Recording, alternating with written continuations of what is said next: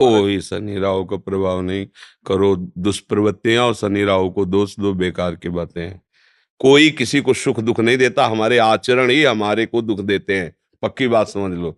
बोले वो अमुक ने उसको पीटा, राज कर्मचारी आपकी सुरक्षा के लिए हैं, लेकिन जब आप असत आचरण करेंगे तो पीट के जेल में डाल देंगे। ये राज कर्मचारी हैं। शुक्र, शनि, राहु, केत, ये सब राज कर्मचारी हैं। असद आचरण वालों को जलाते हैं, दंड देते हैं, और सदाचरण वालों को, चाहे जिस नक्षत्र पे बैठे हो, चाहे ग्रह पर किसी भी बैठे हो, ये सदैव अनुकूल रहते हैं। ये भगवत पार्षद कोई ऐसे वैसे नहीं है। करो अस्त मैथुन और शनि साढ़े चढ़ा हुआ है, इसलिए ऐसा होता है। बेवकूफी वाली बातें बच्चा है। अभी अवस्था है तुम्हारी वीरपात करने की। गेहूं की फसल तैयार हो रही है, गलेत पे हो, गलेत माने होता है दाना अभी पड़ रहा है, और आप उसको काट लो तो ना भूसा होगा ना दाना होगा, व्यर्थ जीवन चला जाएगा। कम से कम 20-22 वर्ष तक ब्रह्मचर्य का पालन करो, फिर गृहस्थी में जाओ। संतान तेजस्वी होगी, देशभक्त होगी, माता पिता की भक्ति कर। ये क्या है? उद्दंडता बच्चा, ये कहीं भी सुख प्रदान करने वाली नहीं। ज्योतिषाचार्य, दुनिया के आचार्य सब उसी परम पिता परमात्मा के ज्ञान को ही बता रहे हैं। जो सही माने में ज्योतिषाचार्य हैं, वो सबसे बड़ी ज्योतिष ये है कि भाग्य विधाता हमारे कर्म हैं। अवश्य में भोक्तव्यम कृतम कर्म शुभाशुभम। ठीक अपने कर्म कर लो, कोई तुम्हें बिगाड़ दे तो हमें बताना। हमारे कर्म पूर्व के या वर्तमान के, वही हमारी दुर्गति करते, दूसरा कोई सृष्टि में नहीं।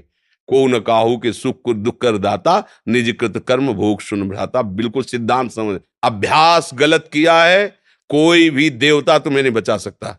गलत अभ्यास किया है, अपना नाश स्वयं कर रहे हो, किसी देवता या किसी का दोष नहीं। काले कर्म ईश्वर ही मिथ्या दोष लगाए। ये आचरण गंदे बंद करो बच्चा। नाम जप करो, सात्विक आहार करो, आधा घंटा दंड बैठक मारो, व्यायाम करो, दौड़ो, अभी सब ठीक हो जाएगा। अरे पीछे गलती, यद्यपि ये गलती ऐसी पूरे जीवन भर भोगना पड़ता है, क्योंकि बाल्यावस्था का वीरपात बिल्कुल जीवन को नष्ट कर देता है। इसीलिए बालकों को गुरुकुल में रखा जाता था, चाहे वो राजकुमार हो चाहे किसी का बालक हो। वहां वो एक साधुता से जितेंद्रीय होकर के फिर गृहस्थ धर्म में जाता था। 10-20-50 वर्ष गृहस्थी में रहा, कुछ उसका बाल बाका नहीं हुआ, फिर वो विरक्त होकर के आंतरिक, फिर वो जितेंद्रीय होकर के परमात्मा को प्राप्त कर ले। आज हमारी बाल्यावस्था से मोबाइल का संग है, गंदे बच्चों का संग है, अब ये गंदी आदतें हो गई, सर्वनाश हो गया। अब सोचो, ये अवस्था तुम्हारी चिंता सुख से ग्रसित होने की है, आनंद में उमगने की है, अभी नौ किशोर अवस्था है। ये तो मस्ती वाली, क्योंकि मस्ती हटा दी, अब रह क्या गया जीवन में। ये जो लोग समझते हैं ना कि जैसे खून निकलवा लो तो खून बन जाता है, बहुत गलत बात है। वो दान देना, वो महीने में वो बात एक अलग है, लेकिन सप्तम धातु वीर एक मन शुद्ध सात्विक पौष्टिक अन्न के बाद एक बार के लिए तैयार होता है। और यहां बच्चे खिलवाड़ में 2-2 3-3 बार रोज, अब क्या होगा? उनका हड्डियों तक की सामर्थ्य नष्ट हो जाएगी, कुछ दिनों बाद देखना बंद हो जाएगा, ऐसे चौंधियाने लगोगे, खड़े होने में चक्कर आएगा, कमर दर्द करेगा, पैरों में टूटन बनी रहेगी, दिमाग में टेंशन बनी रहेगी, पढ़ोगे तो कुछ याद नहीं रहेगा, स्मृति नष्ट होने लगेगी, एक नास्तिकता छा जाएगी, फिर जीवन भार लगेगा, फिर नशा में उतर जाओगे, फिर तो बस गए, फिर गए। अब कौन मानता है संत महात्माओं की बातों को? समझाते हैं तो साधु महात्मा है तो अब अलग बात करते हैं, नहीं। हर बहन भाई को 20 वर्ष तक नियम पूर्वक ब्रह्मचर्य रहना चाहिए। ये जो व्यवहार चला है, अब क्या है कि कुछ भी बोलो तो जबान पे लोग अंकुश की वो तो ऐसा बोल रहे। ये जो मोबाइल की सुविधा और उसमें सब गंदी बातें देखना, अब आप पढ़े लिखे हो, सर्च करो, सब आ जाएगा। ये जीवन का नाश कर देने वाली बातें हैं बच्चों के। माता पिता को इन पे सावधान रह करके अंकुश करना चाहिए, क्योंकि वो इस समय उन्मत्त हैं बच्चे, उनको वास्तविक सत असत का ज्ञान नहीं है, तो वो अपना ही अहित करने के लिए अपना सुख समझते हैं, अपना अहित कर रहे हैं, अपना सुख समझ रहे हैं। ये तो कहो भगवान की आपके ऊपर कृपा है जो आप हिम्मत करके अपनी बात यहाँ कह रहे हो। पर फिर भी अबलो नशानी अबना नशे हो, सावधानी से चलो।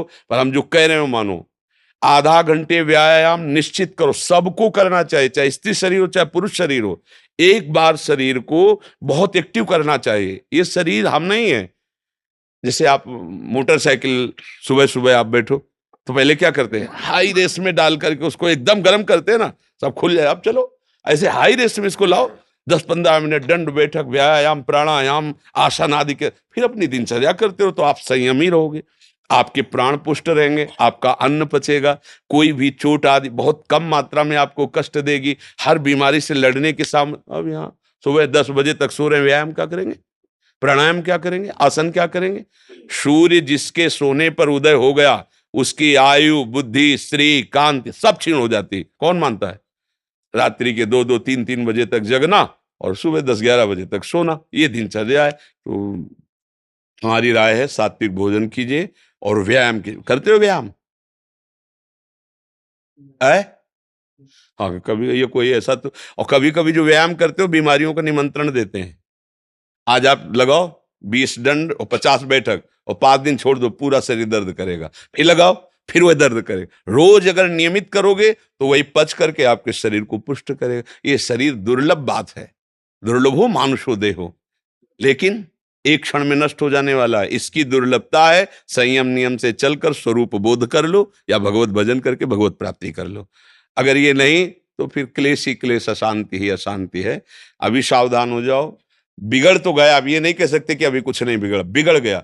अगर कभी 25 वर्ष के बाद गलती हुई है तो हम उसे कह सकते हैं कुछ नहीं बिगड़ा, क्योंकि तुम्हारा पुष्ट है जीवन पूर्व से, अब आगे बढ़ो।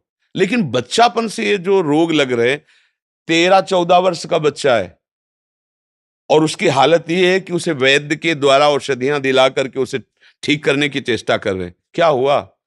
ये 13-14 वर्ष की अवस्था, इसमें तो उधर वृत्ति ही नहीं जानी चाहिए, मस्ती होनी चाहिए, एक अलौकिक मस्ती, ये किशोर अवस्था है। पर आचरण और संग ऐसे हो गए कि अब कैसे कहें।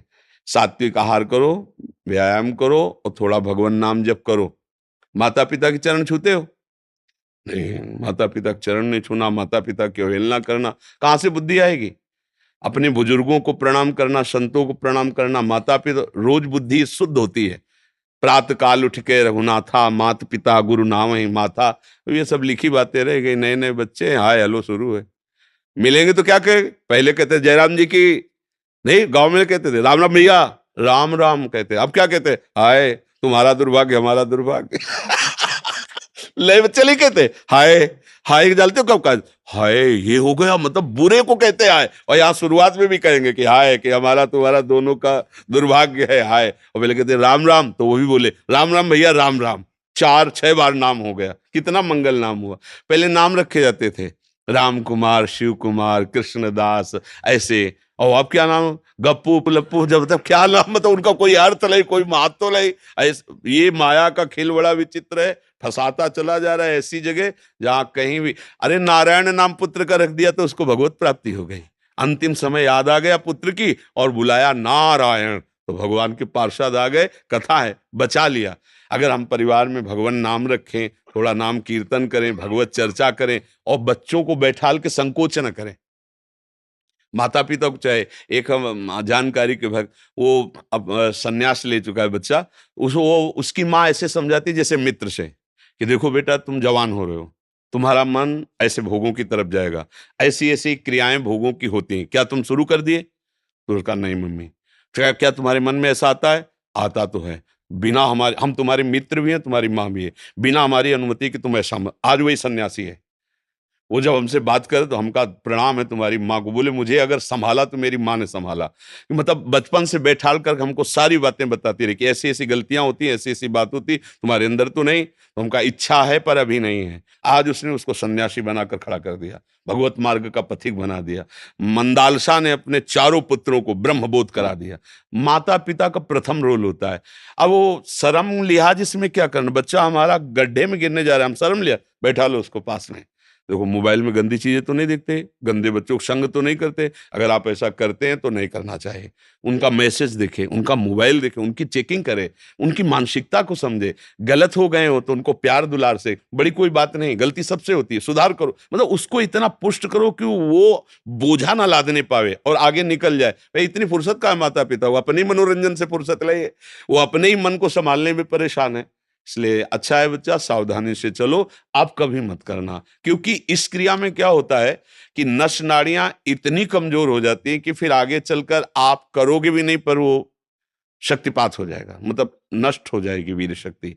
वो आपको ऐसा लगेगा कि हमने तो कुछ किया ही नहीं और वो ऐसे हो जाएगा। मतलब नस नाड़ियाँ एक, ये हम अनुभव की बात कहते हैं जो हमसे मिले हैं साधक, कि स्नान कर रहे हैं, कोई हमारी क्रिया नहीं हुई पर ऐसे हम सोने जा रहे हैं पर कुछ क्रिया नहीं है, ऐसे छू गया तो ऐसे बिल्कुल शक्तिहीन हो जाता है।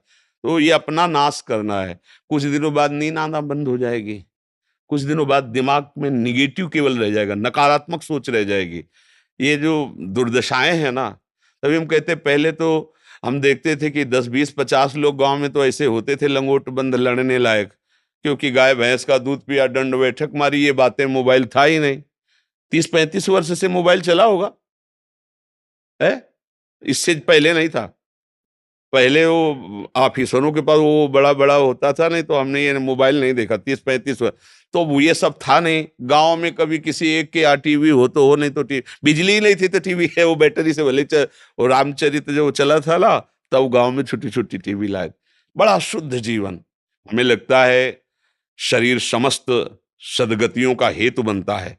अगर शरीर स्वस्थ है, बुद्धि पवित्र है, तो हम यहाँ अच्छे विद्यार्थी बन सकते हैं, हम अच्छे पुत्र बन सकते हैं, हम अच्छे मित्र बन सकते हैं, हम अच्छे देशवासी बन सकते हैं, हम अच्छे भक्त बन सकते हैं। और जब शरीर ही स्वस्थ नहीं, मानसिकता ही स्वस्थ नहीं, तो कुछ नहीं, बस जीवन काट रहे हैं व्यर्थत्व में।